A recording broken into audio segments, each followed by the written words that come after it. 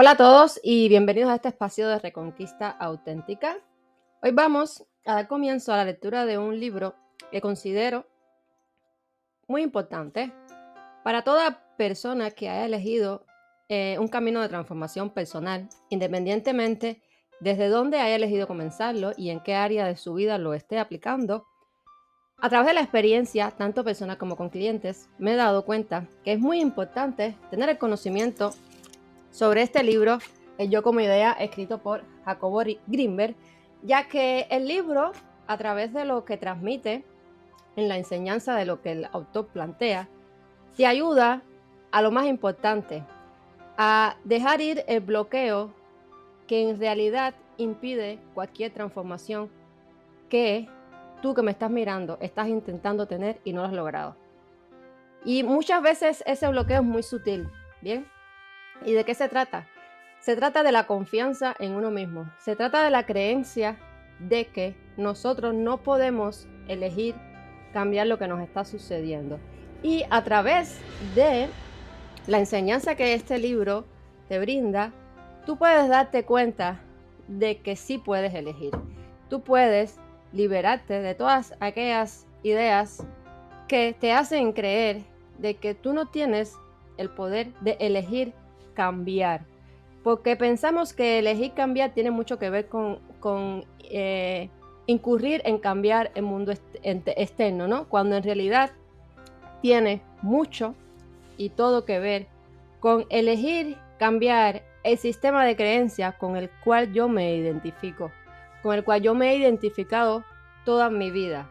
Y realmente puedo llegar a asegurarte que cualquier conflicto que tú estés teniendo en tu vida a día de hoy, independientemente en el área, de tu vida en que se esté manifestando ese conflicto, tiene que ver con la idea del yo que tienes de ti mismo y tiene que ver sobre todo con la idea de que no puedes confiar en ti ni en los demás, y como no puedes confiar en ti ni en los demás, entonces significa inconscientemente que tú no puedes cambiar la situación que estás teniendo. Y eso es lo que te impide avanzar y trascenderla, ¿bien? Entonces, no sé qué tiempo voy a leer hoy, pero voy a darle comienzo al libro. Así que suscríbete al canal para que sigas viendo después los capítulos que voy a seguir subiendo. Voy a tratar de hacerlo a modo de, no sé si de capítulos. Aquí va a ir cogiendo forma según yo vaya leyendo. Así que bienvenido una vez más y muchas gracias por acompañarme. Si no me conoces, mi nombre es Lilian Clándero, yo soy coach personal, me he especializado en la reconquista auténtica de la confianza masculina, pero los videos que comenzaré a subir aquí paulatinamente es aplicable para todas las personas que hayan elegido un camino de transformación personal y estén buscando una guía para trascender sus conflictos. Entonces comenzamos directamente con el yo como idea y dice así, vamos a leer la advertencia que nos dice el autor sobre este libro, ¿verdad? Dice el autor, este libro es un libro que reúne tres diferentes discursos. El primero es un discurso técnico y psicofisiológico que analiza al yo desde un punto de vista racional y lógico, intentando demostrar que no posee una existencia concreta o absoluta. El segundo discurso se titula El sabor de la iluminación y en él abundan las citas de maestros de diferentes tradiciones místicas y religiosas en un lenguaje sencillo y claro para el interlocutor. Al trascender al yo, se presenta como el requisito indispensable para lograr un desarrollo adecuado y una libertad y una paz profunda, que es en última instancia, señores, lo que todos nosotros estamos buscando, libertad y paz profunda. ¿Ok? Entonces, el tercer discurso está contenido en los diferentes apéndices que se presentan al final de la obra y en una serie de cuentos cortos, El capullo olvidado, en los cuales el lector, el interlocutor, encontrará ejemplos anecdóticos de algunos temas tratados en el resto del libro. Para el lector, en este caso el interlocutor interesado en aspectos técnicos y en un análisis racional, se recomienda comenzar la lectura del libro con su primera parte y continuar en el orden en el cual el resto de los discursos y temas se presentan. En cambio, Para el lector interesado en la experiencia mística y espiritual, puede comenzar la lectura por la segunda parte, es decir, el sabor de la iluminación, y continuarla después esta lectura con los cuentos del capullo olvidado. Al final de los apéndices, si puedes y este recorrido te ha interesado, entonces puedes hacer el análisis técnico para terminar la lectura, que sería entonces la primera parte del libro. Los aspectos técnicos no le interesan. Si no te interesan, los aspectos técnicos, puedes obviar la lectura de la primera parte sin que esto represente un problema ninguno. Este libro está estructurado de tal forma que permite una lectura libre y aún sincrónica, en donde el lector puede abrirlo en cualquiera de sus páginas y reflexionar en su contenido como un ejercicio de autoanálisis, un ejercicio de autoanálisis y de transformación, diría yo también. En este caso, yo voy a comenzar la lectura desde el principio, desde la primera parte, y como les digo, no sé hasta dónde voy a leer en este momento, pero donde pare, después le daré continuación en otros videos, ¿ok? Entonces dice, la primera parte, el yo como idea. Introducción. Este libro trata al yo como una idea, no como una ideación, ni tampoco como una entidad absoluta, sino simplemente como una idea, es decir, el primero y más obvio de los actos del entendimiento que se limita al simple conocimiento de una cosa. No es una ideación en su significado de génesis y proceso en la formación de las ideas, aunque surge de una ideación como su producto final. El yo, por lo tanto, tiene tanta fijeza como rigidez la idea con la cual se identifica. El yo es un algoritmo relativo de alto poder, es decir, un patrón coherente que contiene en forma concentrada una gran cantidad de información. Su carácter relativo se debe al hecho de que el algoritmo final cambia de acuerdo con las modificaciones de la información que lo nutre. Fíjense que dice de la información que lo nutre. ¿Qué quiere decir con esto? Que todo lo que tú experimentas en tu vida está directamente ligado a la información que ha nutrido tu conciencia de ser desde tu infancia hasta la actualidad. Bien, continúo. Cualquier objeto percibido como tal posee, al igual que el yo, un carácter invariante y como el yo aquella, aparece como fija y duradera. Lo anterior quiere decir que el yo como idea no es absoluto. Su principal característica es su relatividad y esta se demuestra por el hecho de que el yo puede transformarse o aún eliminarse. Basta la realización de que el yo es una manía o una imaginación, es un continuo de pensamientos con el cual tú te identificas diariamente.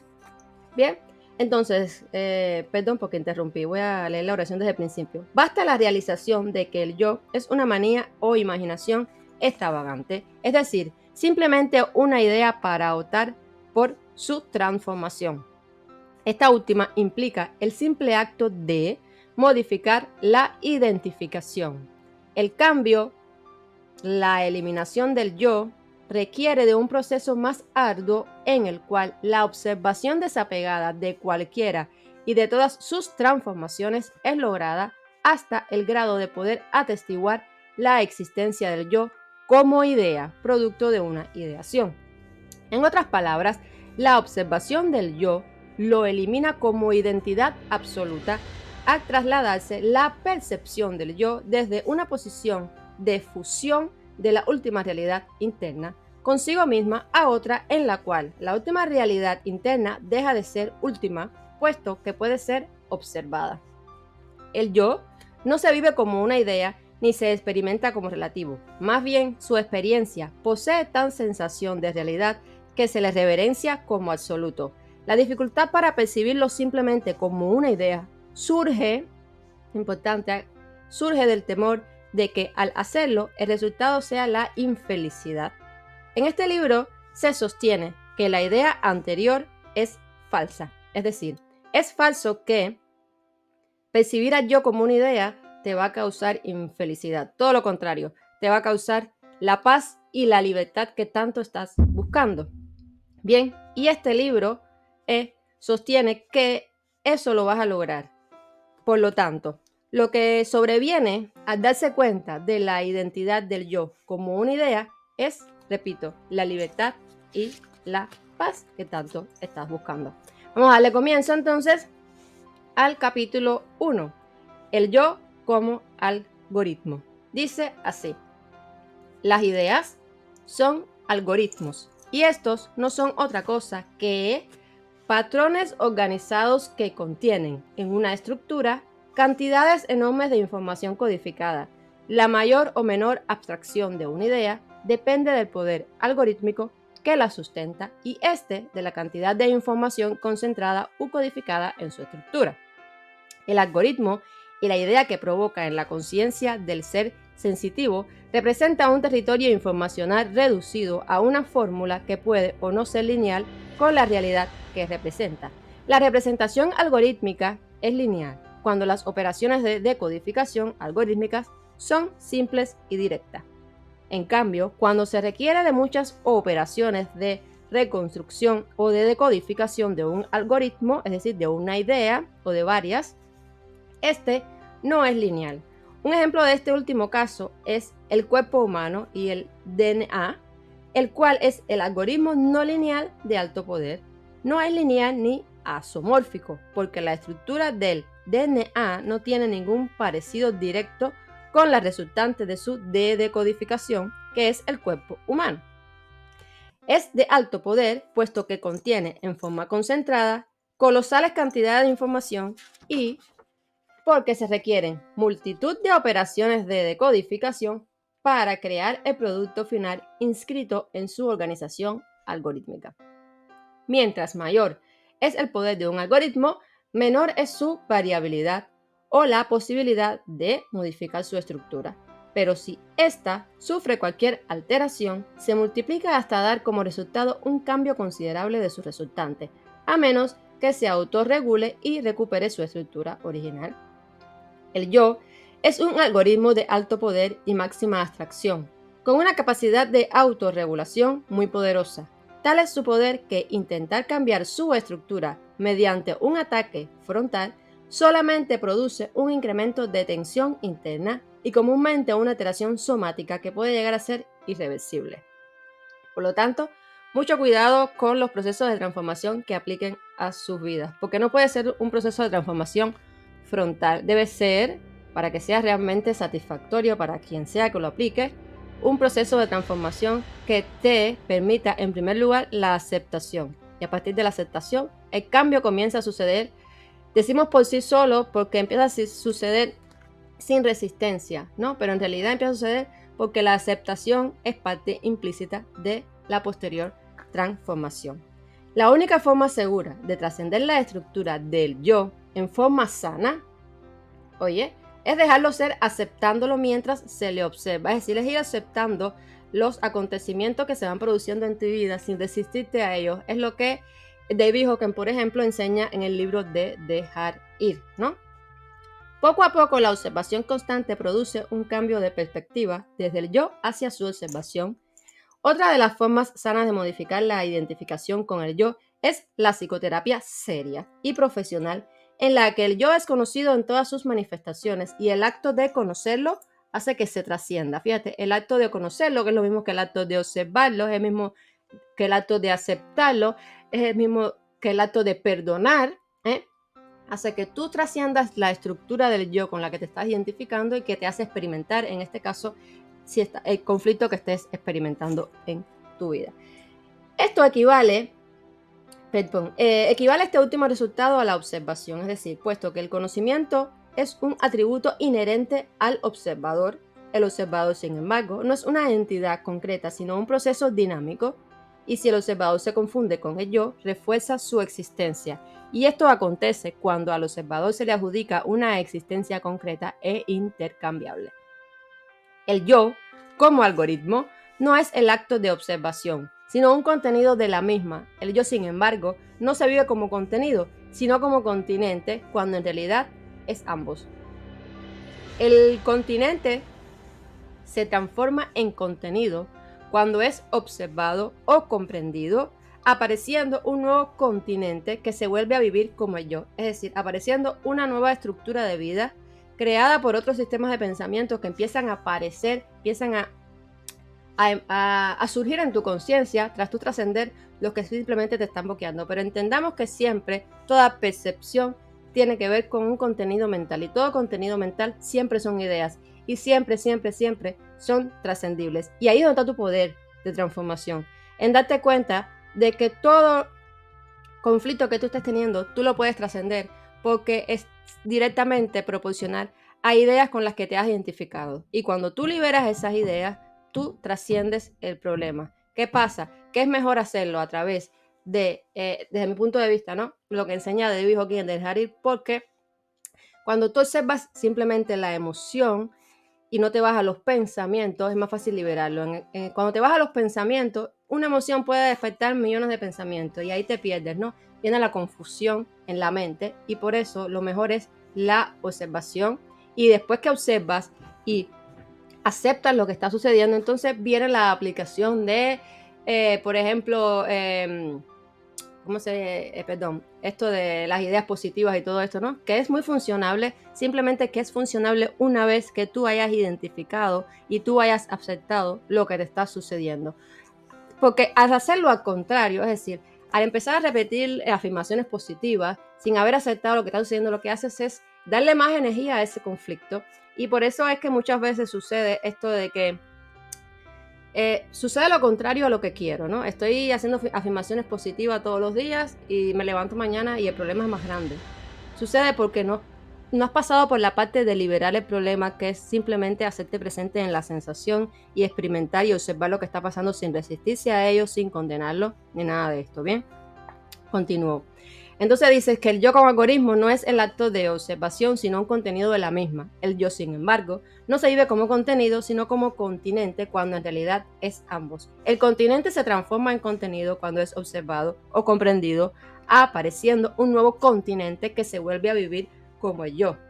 Cuando aparece una nueva estructura, al haber trascendido la anterior, tú te identificas igual con eso. No tiene nada de malo, es simplemente que seas siempre consciente que todos simplemente son estructuras de pensamiento a través de los cuales tú como conciencia te expresas. Y por lo tanto, cada vez que hayan estructuras de pensamiento con los cuales te estás identificando, sí lo puedes cambiar, ¿ok? Las ideas de que no puedes, de que no es para ti, son eso, simplemente ideas, ¿ok? Que has aprendido y que las tienes tan intrínsecas en tu inconsciente que tú te crees que eso no se puede cambiar y que tú te crees que eres eso. Y todo lo contrario, lo puedes siempre cambiar porque siempre son ideas, ¿bien? Porque en este proceso es cuando el yo se expande, cuando te empiezas a dar cuenta que todos son estructuras de pensamiento y que todas puedes irlas trascendiendo a tu voluntad. ¿Cuál es tu voluntad? ¿Cuál es tu poder? Elegir siempre entre pensamientos destructivos y pensamientos constructivos. Ese es tu poder de elección. Bien, este capítulo 1 tiene más apartados, le sigue después el yo y los objetivos de la percepción, pero voy a leer solamente hasta aquí. Suscríbete para que no te pierdas la continuidad de este maravilloso libro que te juro que te va a ayudar a comprender lo que hasta hoy no has comprendido. Bien, nos vemos en el próximo video con el yo y los objetivos de la percepción, que sigue perteneciendo al capítulo 1. Muchas gracias por acompañarme y ya sabes, nos vemos en la próxima.